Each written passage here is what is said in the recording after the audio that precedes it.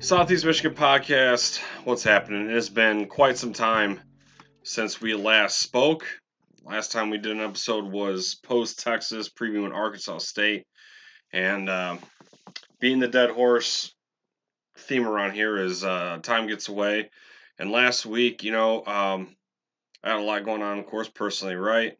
Don't really have to get into the details, but I think by the time I got to Thursday, I was like, yeah, what's the point? Because I put out the episode Friday, and a lot of people still listen to the show on Friday, but I just figured you only have one day to catch up, and then by the time Saturday hits, it's null and void, right? Um, but we're back. With the Arkansas State thing too, it was like, did we really have to, cover something that was just so aggravating? I mean, I guess we could, right? We're still we do it all the time, but there's not a lot of mystery to explain the whole Davis Warren situations and things like that. And it was just time to, like, I don't know. It was just something I was like, let's move forward. So thank you for joining back. Southeast Michigan podcast is free and available wherever you watch or listen. Up on YouTube, you can subscribe and click the bell for notifications, and leave us a review wherever you watch or listen as well. So episode 67 here. We'll get into USC, of course, games that happen around the country, and then we'll take a break, and then we'll get into the Little Brown Jug and games this weekend. So kind of keep it a little bit shorter. It's been a while since a mailbag, so probably do a mailbag here in the next week or so. We'll see how it goes, but Michigan's 1-0 in the Big Ten. Let's just get into the thick of it. So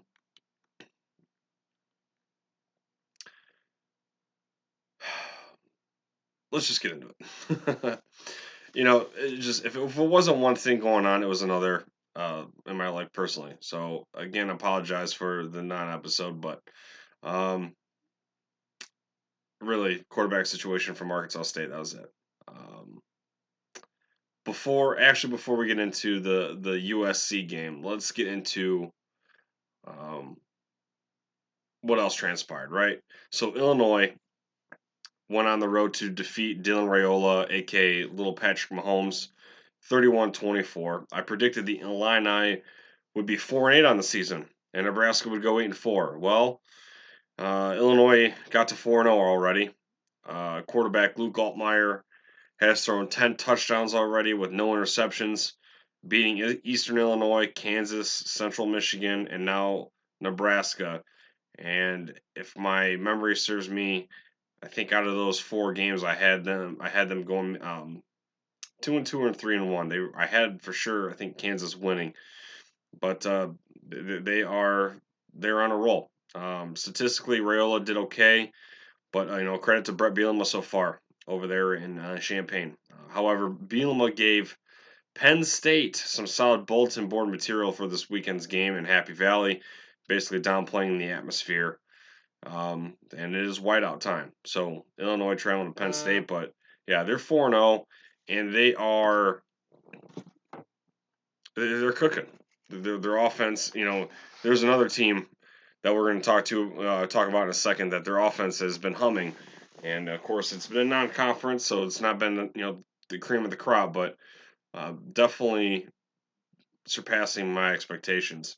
All right, so next is Tennessee, notching a big win in Norman over the weekend as well, 4-0 on the year with quarterback Nico Alamaleva. Playing like a Heisman candidate. I know Pat McAfee was going through that word salad over there on College Game Day. It was pretty funny, but those guys, Tennessee Volunteers, look for real so far.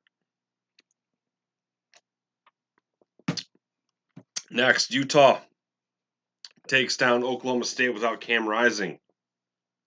We didn't do any bets, obviously, because of the no-show, but this was going to be one of my bets. I took OSU, Oklahoma State on the money line. I think they were plus 160 something, maybe 150.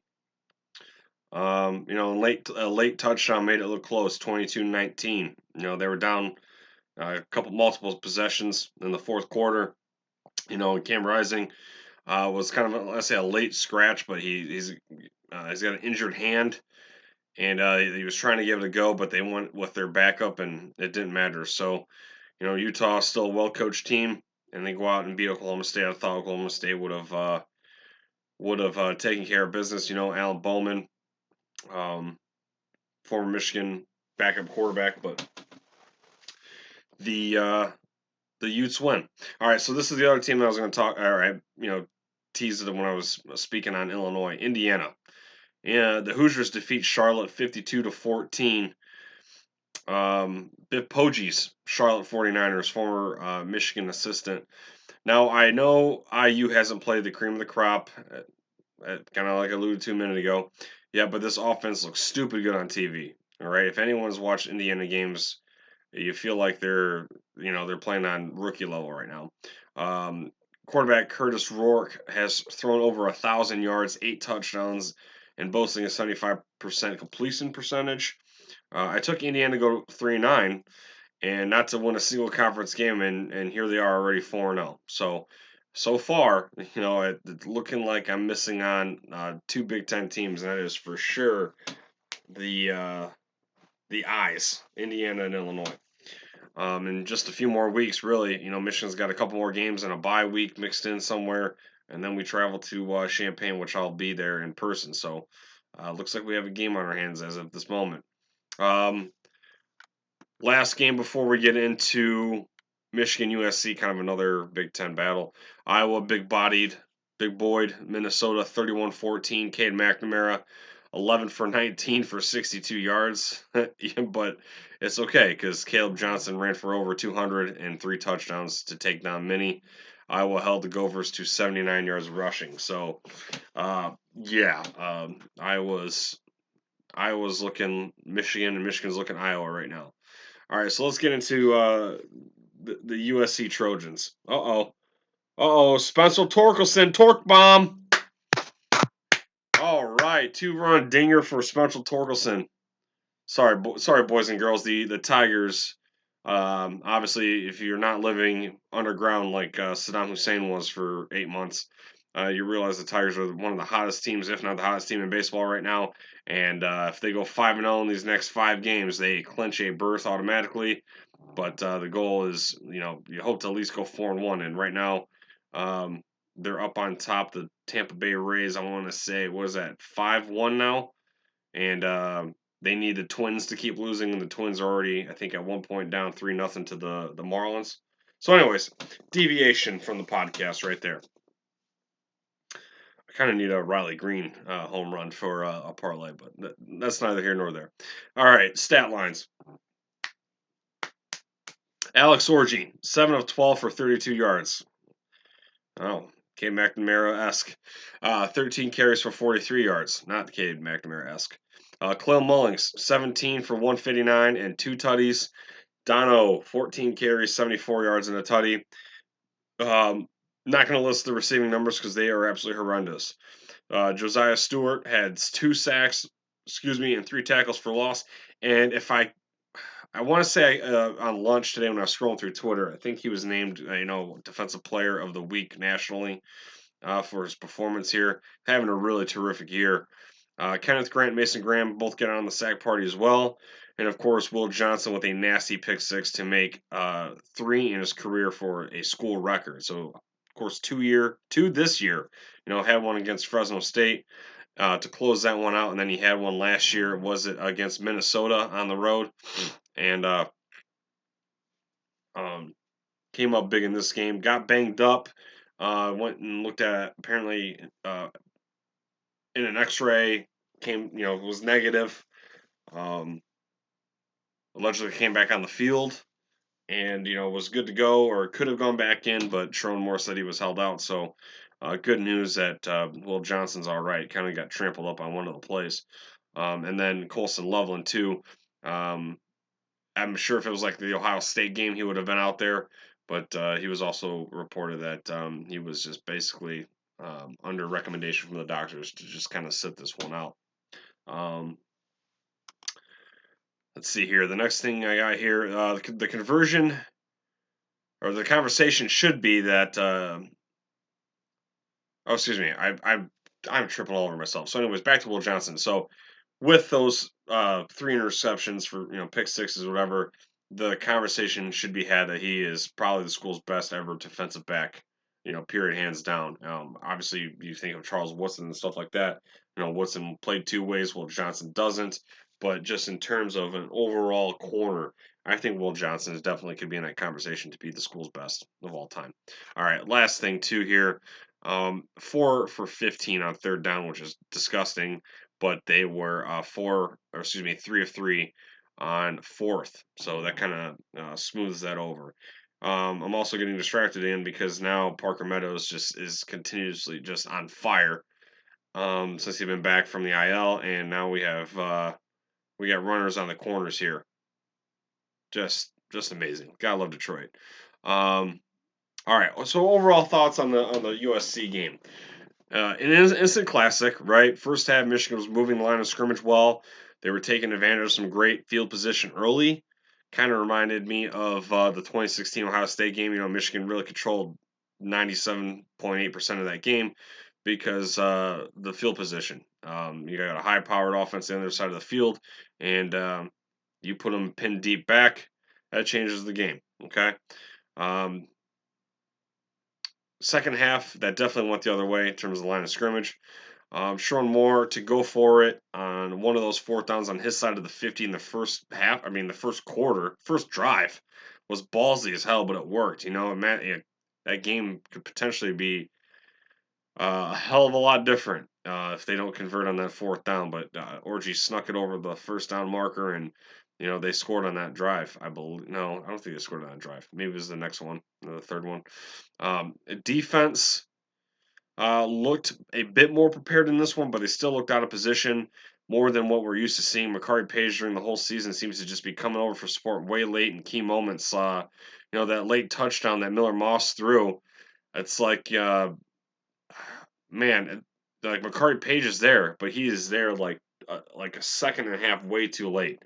And it's he's supposed to be over there helping to cover that top if the DB lets him go by the receiver that he's just a step behind, and he does have an interception on the season, but man, a couple of the big touchdowns that Michigan's given up, I feel like Makari Page is partially responsible for that, and I'm not a coach, I'm not an X's and O's guru, but that's what my eyes see when I'm watching the games. Um, Jay Sean Barham, where are you? Still have yet to see him really truly make an impact on the game. Um, I mean, if you told me that he didn't play in this game, I would believe you. I barely seen one. And granted, I didn't really watch a lot of this game. I listened to most of it. I took the family to a fruit farm that was like an hour away, out in Hillsdale. And, there's, Fall Fest and, brewery and donuts. Holy shit. Kerry Carpenter? Nope. Oh, man, the way the crowd in the background was looking like that was going to be out of there, but that was just short of the warning track. All right, anyways. So, I didn't really watch every single moment of this game, but again, Jay Sean Barham, he needs to really step up or, I don't know. As we learned after the Arkansas State game, and maybe even before that, Clem Lung's is your RB1. Duh. Edwards just has to be our spellback, or for the love of God, use in the passing game. He did get a bubble screen type pass, which I believe he either got the first down or got like 9 yards. He got a positive play out of it. So, you know, again, I'm gonna say it probably every episode until they start doing it. Get this dude worked out in the slot, and whether it's the quarterback not being able to get the ball to the receivers, whether the receivers are not getting open, whether there's poor communication or a little bit of everything. You know, Alex Orji needs to get in rhythm. They need to, even if it's Davis Warren in there, they have to make some easy route trees for these quarterbacks to make some make some easy, quick, easy throws. It's just baffling to me that it seems so difficult to get a 6 yard pass. Like if it's 3rd and 4 and we have to pass the ball, I don't know I don't know where it comes from. Who's going to catch the ball? If it's not Colson Loveland, which name a wide receiver? It's appalling. It's abysmal. Um, and I don't know. You know where I stand. Next here, this is really the last week coming up against Minnesota where you can get away with running the piss out of the ball. That type of identity where you're just going to run a bajillion times. 2 road games back to back with a bye week in the middle coming up. We're going to be on the road at Washington, bye week, then Illinois. This Minnesota game is the last type of game where you can get away with, you know, being boring. And I say that because, Michigan really needs to put some stuff on tape. Okay? If this was already an established team with an offense that was already clicking, and you're like, now we're gonna play close to the vest in this Little Brown Jug game and prepare for the road stretch. But no, this team needs to put something on film here to give some sort of confidence to everybody, including the players. There's something that's got to be done. Um, I also thought that announcing the quarterback switch early in the week was a bit goofy on Coach Moore's part. Like before the game. It worked out, I guess, in the end, but whether it was Warren or Orgy, this passing game is hideous, and I felt like at least with Orgy being announced either right before the something just to keep them off balance. You know what I mean? Um, they would have. You would figure Lincoln Riley would have prepared for both of them, but then there comes the what they're emphasizing during the week. Um, but as I've said and many have said, Orgy gives you the most upside to win. So hopefully it's number 10 for the foreseeable future.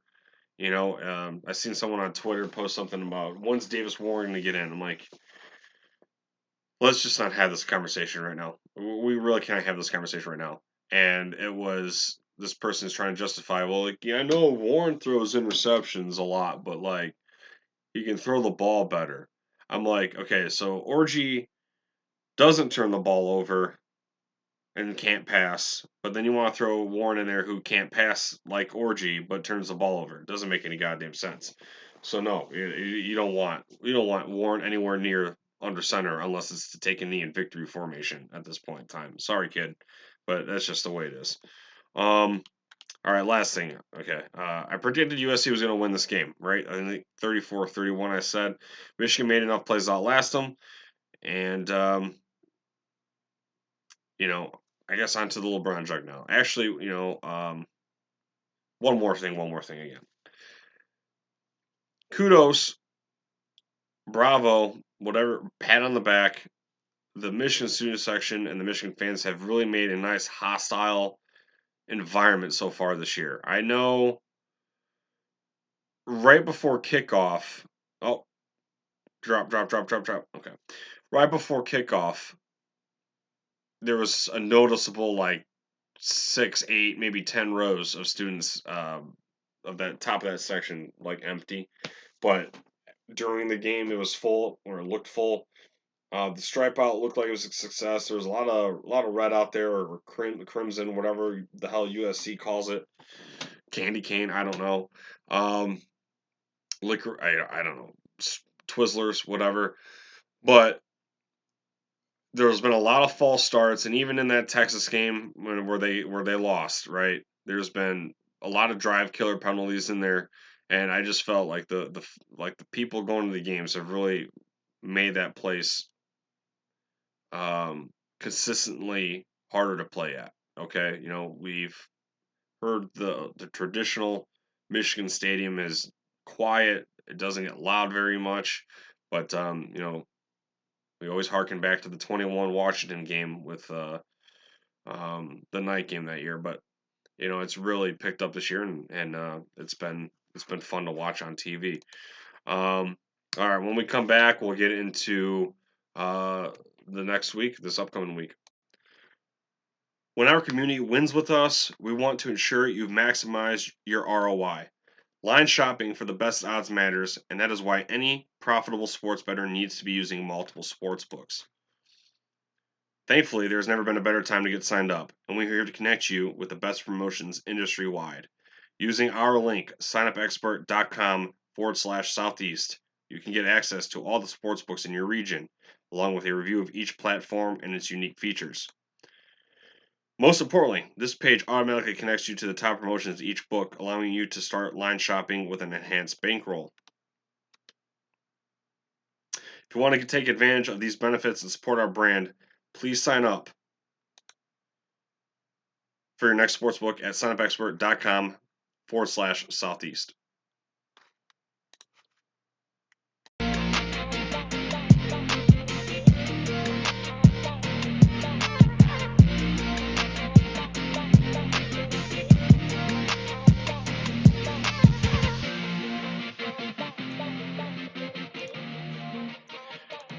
All right, boys and girls, give me 1 second here. I know we just came back from the break and I'm not prepared. Give me 1 second. No, no. All right. Okay. Let's click that off.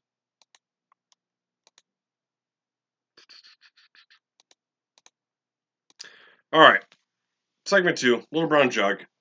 Minnesota 2-2, traveling to Ann Arbor 3-1. Noon on Fox. Michigan, according to Caesar Sportsbook, is 9.5. Over under 36.5. Michigan minus 375 on the money line. Michigan is on a 4-game win streak versus the Golden Gophers. Since the Shane Morris debacle in 2014, let's not revisit that. The Gophers statistically have a good pass defense on paper, but they haven't played anyone who can really sling it. Having said that, they are ranked 17th in scoring on defense. They allowed 147 on the ground in North Carolina and 272 to Iowa last weekend, as we spoke on earlier with Caleb Johnson just getting over 200 himself. Michigan can probably Iowa the Gophers, but I'd rather try to stay balanced if we can. Also mentioned that in the last segment. Real quickly too, with the whole Shane Morris thing, I know I said let's not rehash it and stuff, but I've been getting into some John U. Bacon books, and for long-time listeners, that I've always chit-chatted or brought up Three and Out, which is a terrific book. Highly recommend for any Michigan fan or college football fan to read. It's basically just kind of behind the scenes of the 3-year run that Rich Rodriguez had from 08 to 2010. And John has written many other books as well, and he wrote a book called Overtime, about Jim Harbaugh coming back to Michigan and stuff like that. I just read that one. That was a terrific read as well. I've got to really get behind some players that you hear about, like Karan Higdon and stuff like that. Ben Bredesen. And then with the latest one, the rise, fall, and return of college football. What the hell? That's the. Hold on a second. Let me get this right.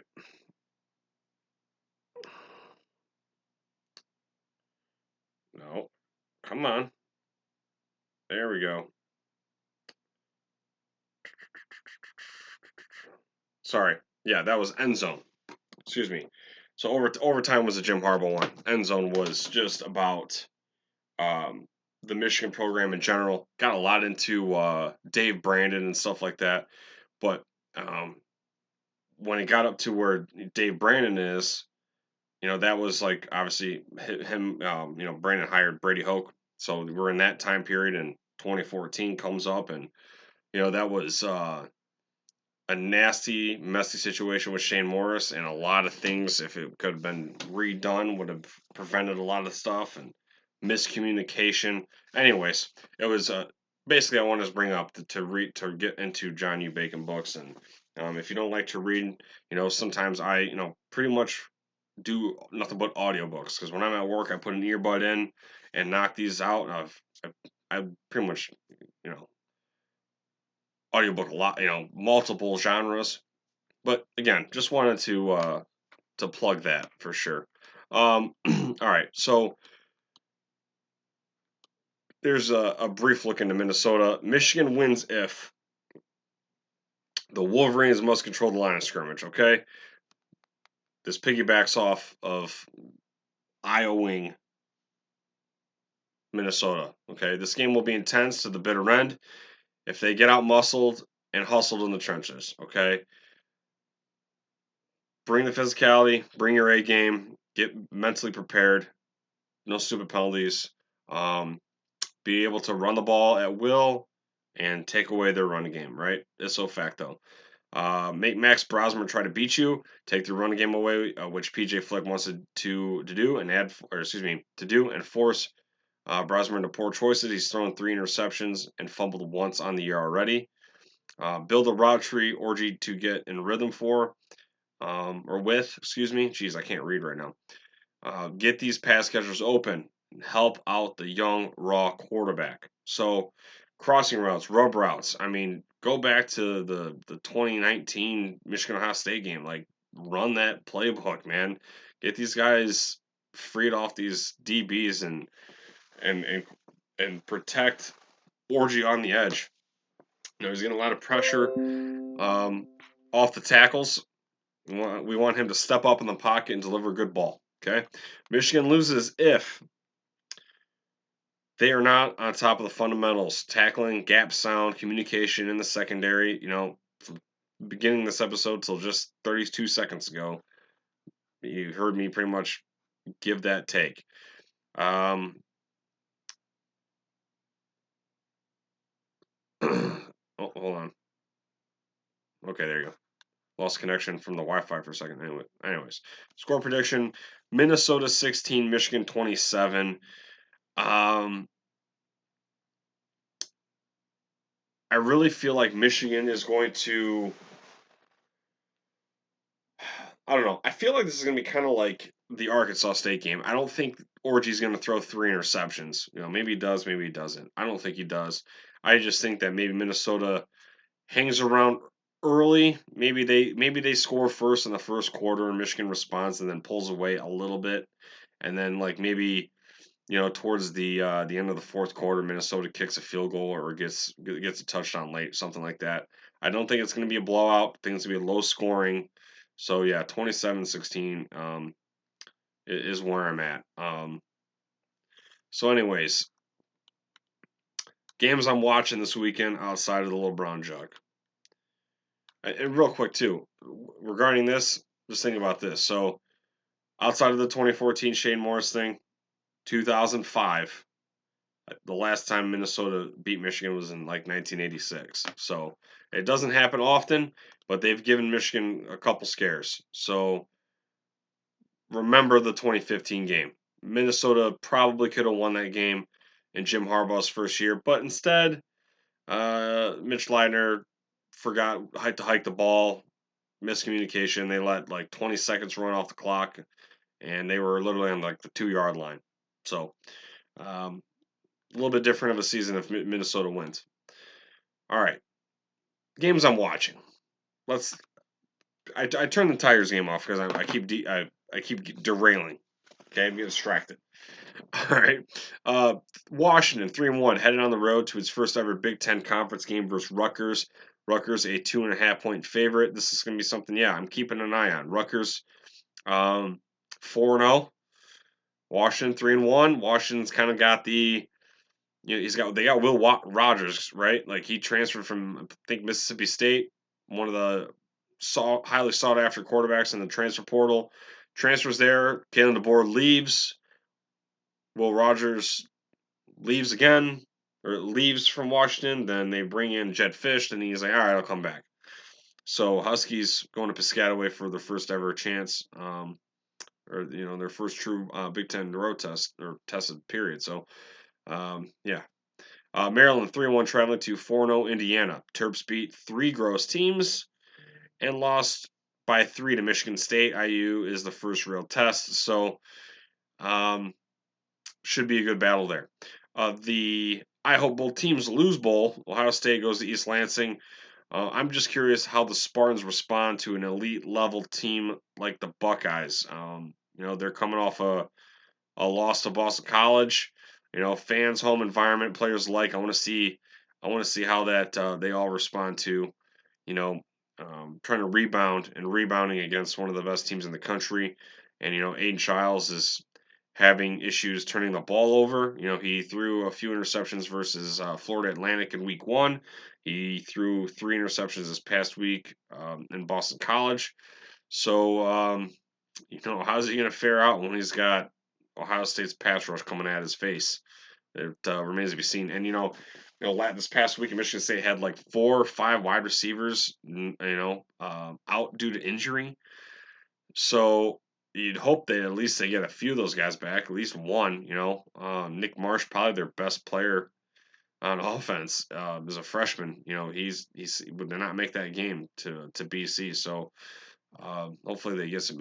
Obviously, I don't hope, but Michigan State, I'm sure, wants to get A-Shot some help. Georgia versus Bama, of course, no need for explanation there. Um, but I will be swapping back and forth to this whiteout game with Illinois on the road versus Penn State. Um, and because Georgia Bama is on at the same time. Penn State is 21-6 all time versus Illinois, 7-3 in the last 10, and 2 of those losses to the Illini were at home. So Illinois hasn't not won in Happy Valley before, so let's see if they're ready for it. And that was in 2010 and 2021, so kind of recently. Last time Illinois went 5-0 was in 2011. That's really it for games I'm keeping an eye on. I might peep on how bad SMU is slipping one into Florida State.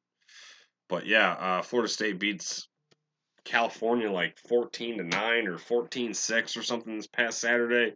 And they want to roll with DJ Ukulele violin, whatever his last name is. They're stubborn. They're trying to roll with them, and how that man did what he did at Oregon State for 2 seasons beyond me. All right, let's get into the betting picks. So 4-6 overall in the season would have been 6-7 if we did the episode last week, but let's just, for the sake of it, say I'm at 4-6. So I do bet these, whether they're in the same parlay or not, whatever. But these are something that I like to do. And again, by no means am I an expert, and by no means am I telling you to do these, but I'm telling you what I'm betting on. And at this point, with 4-6, I'm about as doing as well as Bear, that big fella from College Game Day a few years ago. Well, he was on Game Day for a while, and then he moved to Fox, NBC, whatever. So first one, screw it. I'm gonna take Louisville +6 versus Notre Dame. The Irish already dropped a grumper versus Northern Illinois, and Riley Leonard has kind of looked blah to me. Has not really impressed. So they're just kind of skating by with the run game and what they can do on defense. But I'm gonna take Louisville and the points. USC -16. I think they're going to cover here. Trojans get a bounce game to take care of the Badgers at home.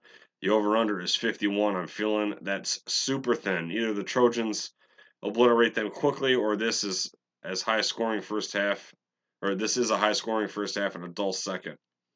And then lastly here, under 47.5, Illinois versus Penn State. Gut telling me that State pulls away late. 31-16. That half point is going to be huge. So I'm right there at the line. But yeah, nip tuck. Penn State pulls away late. 31-16. So that wraps it up. Go Tigers. Go Blue. Thank you for coming back for another one. I hate taking more than a week off, but sometimes we just can't help it in life. And so all the links to the description, or all the links to the socials, are in the description box below, whether it's the Twitter podcast show, Jesus Christ, I can't talk. The Twitter for the podcast is in there. The YouTube as well, if you're not watching on YouTube already, and of course the Facebook page. Anyways, thank you to our sponsors, and I'll see y'all on the flippity flip.